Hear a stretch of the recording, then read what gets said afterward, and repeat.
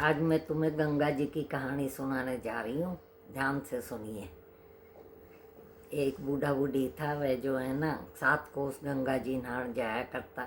तो बूढ़ी थक जाती और बूढ़ा से कहे अगर हमारे बहू बेटो होतो तो बहू आती, बनी बनाई रोटी मिलती, धुले हुए कपड़े मिलते और जो है ना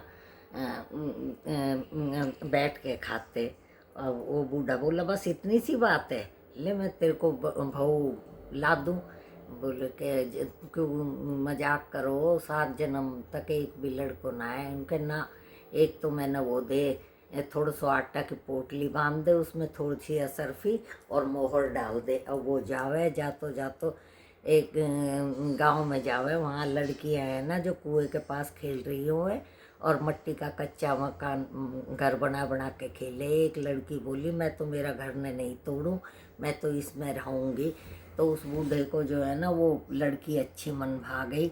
वो उसके पीछे पीछे गया और जाके उनके घर के आगे बैठ गया और उससे बोला कि बेटा तेरी माँ से कह दे मेरी 4 रोटी बना देगी। मैं कार्तिक को महीनों में किसी का घर की रोटी ना खाऊं, यो आटो ले और आटा ने छान लेगी। अब वो बोली अपनी माँ से जाकर बोली माँ बाहर एक बाबू बैठो है और जो है ना वो यूँ कह रहे हो मेरी 4 रोटी बना दे, मैं किसी का घर की नहीं खाऊं। तो उसकी माँ ने वो आटो ले ली और छाना न तो उसमें मोहर असरफी निकली। उसने कही अक इसका आटा में इतनी मोहर असरफी निकली है तो इनका घर में जाने कितनी असरफी होगी।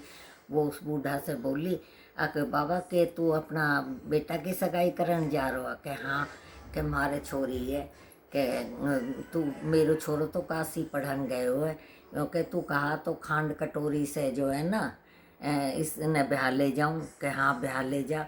वो उसको खांड कटोरे से ब्याह लाया और आया घर आके जो है ना दरवाजा खटखटाता है अपने घर का और कहवे कि रामू की माँ दरवाजो खोल, मैं तेरे लिए बहू लाया हूँ। वो कह क्यों ताना मार रहा हो, 7 जन्म तक एक भी लड़को नहीं है, पड़ोसी तो ताना मारे ही मारे, तुम और मारन लगे। इनका ना खोल देख बहू खड़ी है। अब वो खोल के देखते तो बहू खड़ी है।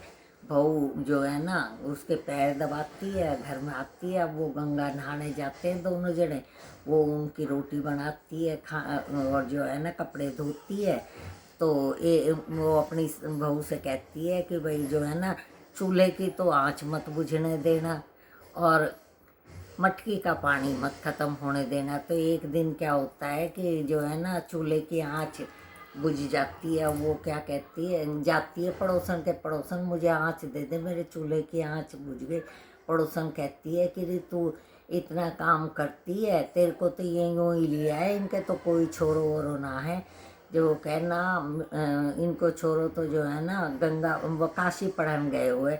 अब वो कह के झूठ बोले है तो अब मैं क्या करूँ। यूँ कह के कच्ची पक्की रोटी बना दिए, खीर बनावा, दाल की कड़छी तो खीर में डाल दिए, खीर की कड़छी दाल में डाल दिए। अब उसके बाद सीख जो है ना समझ में आ जाए। अब एक सास ससुर आवे वरना तो उनको आदर सत्कार करे, जो है ना जली पड़ी रोटी उसके आगे रख दे। तो कह बहू ऐसी की बात है, तू जो है ना यूँ क्यों कर रही है। जे कह के तुम्हारा तो कोई बेटो ना है, तुम तो मैंने यूँ ही लिया है। कह के ना ऐसी बात ना है, काशी पढ़न गए हो। कह तो अपना घर के जो है ना चाबी मुँह दे दो। वो चाबी दे दे वे नहान जाए। अब वो पीछा से है ना सारा कमरा खोले, 7वां खोले ना तो उसके अंदर गंगा जमुना बह रही होए और पीपल की पथवारी, तुलसी की पथवारी और जो है ना विष्णु महाराज को मकान, लक्ष्मी जी के मंदिर, ये सब हो है। और वो खुश हो जाए। फिर 7वां खोले ना तो वहाँ उसी 7वां कमरा में है ना एक लड़को जो है ना वो पढ़ रहे हो है।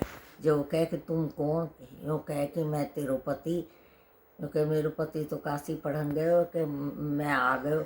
अब वो इतनी खुश हो जावे कि अपने सास के लिए, सास ससुर के लिए खूब अच्छी रोटी बनावे, खीर बनावे, पूरी बनावे और उनको खूब आदर सत्कार करे। जो फिर कहती है उनसे कि आज क्या बात है। जो वो कहे कि अपनी सास से कहती है तुम इतनी दूर जो है ना क्यों जाते हो नहाने, जब घर में ही सारी चीज़ है।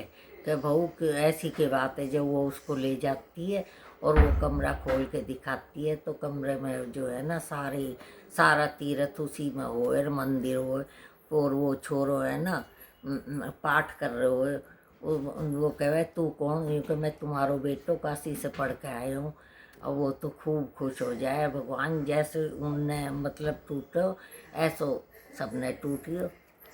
और जय श्री राम।